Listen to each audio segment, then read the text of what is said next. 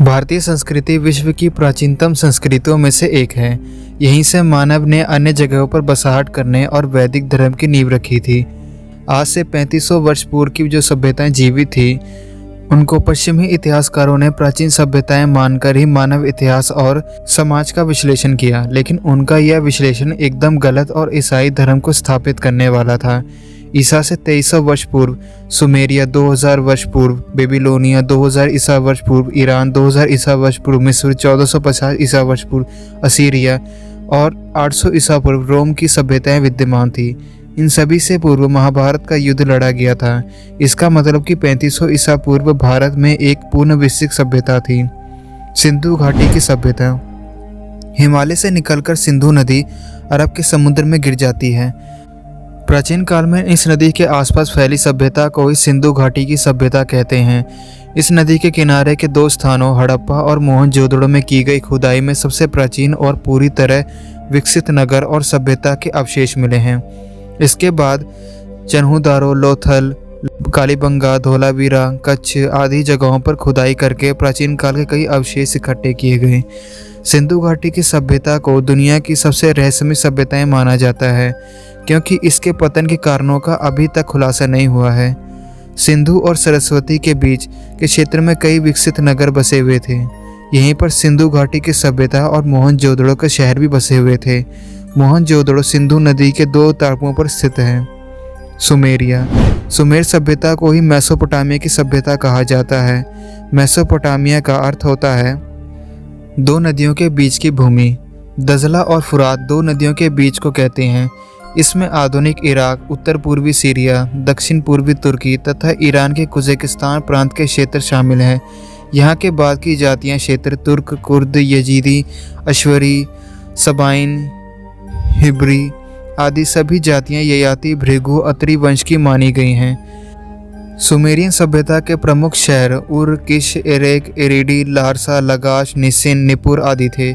निपुर इस सभ्यता का सर्वप्रमुख नगर था, जो कि लगभग 5662 ईस्वी पूर्व था। सुमेरियन निवासी भी आस्तिक और मूर्ति पूजक थे। वे मंदिरों का निर्माण कर उनमें अपने इष्ट देवताओं की मूर्तियां स्थापित कर उनकी पूजा करते थे। सुमेरियन वालों का वर्ष हिंदुओं जैसा ही 12 मासों का था। उनकी मास गणना भी चंद्रमा की गति पर आधारित थी। बेबीलोनिया। सुमेरी सभ्यता के पतन के बाद इस क्षेत्र में बाबुली या बेबीलोन सभ्यता का जन्म हुआ। इस सभ्यता के लोग हिंदुओं के समान ही पूजा पाठ किया करते थे। इससे स्पष्ट है कि बेबीलोनिया के लोग भी हिंदू धर्म का ही पालन करते थे। ईरान।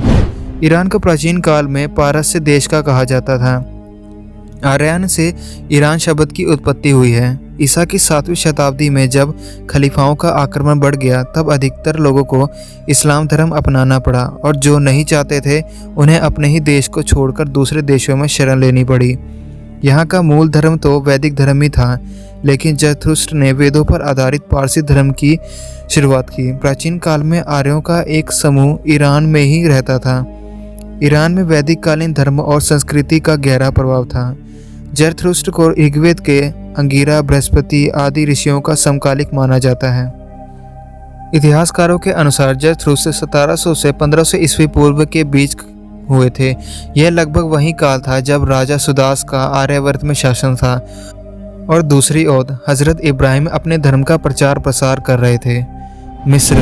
मिस्र बहुत ही प्राचीन देश है। यहाँ के पिरामिडों की प्रसिद्धि और प्राचीनता के बारे में सभी जानते हैं। ये पिरामिड प्राचीन सभ्यता के गवाह हैं। यह प्राचीन विश्व का प्रमुख व्यापारिक और धार्मिक केंद्र रहा है। मिस्र के भारत के साथ गहरे संबंध रहे हैं। यहाँ पर फराओं राजाओं का बहुत काल तक शासन रहा है। माना जाता है कि इससे पहले यादवों का गजपत, भूपत, अधिपत नाम के 3 भाइयों का शासन था। यहाँ पर गजपत ने अपने भाइयों से झगड़े के चलते उसने मिस्र छोड़कर अफगानिस्तान के पास एक गजपत नामक नगर बसाया। मिस्र में सूर्य सर्वश्रेष्ठ चिकित्सा के देवता के रूप में जाना जाता है। मिस्र के प्रसिद्ध पिरामिड वहाँ के राजाओं की एक प्रकार की कब्रें हैं। रोम। रोमन सभ्यता के पास खुद का कुछ भी नहीं था। उसके पास जो कुछ भी ज्ञान था मिस्र, भारत और यूनान का दिया हुआ था। रोमनों ने ही भारतीय पंचांग और कैलेंडर को देखकर अपना खुद का एक कैलेंडर बनाया। रोम का साम्राज्य पूरे यूरोप में फैला हुआ होने के कारण रोम की सभ्यता का प्रभाव सारे यूरोप पर पड़ा। इतिहासकारों के अनुसार बहुत से भारतीय घूमते घूमते संसार के अनेक देशों में पहुंचे। वे स्वयं को रोम कहते थे और उनकी भाषा रोमानी थी, परंतु यूरोप में उन्हें जिप्सी कहा जाने लगा। बाद में वह पाकिस्तान और अफगानिस्तान आदि को पार कर पश्चिम की ओर निकल गए।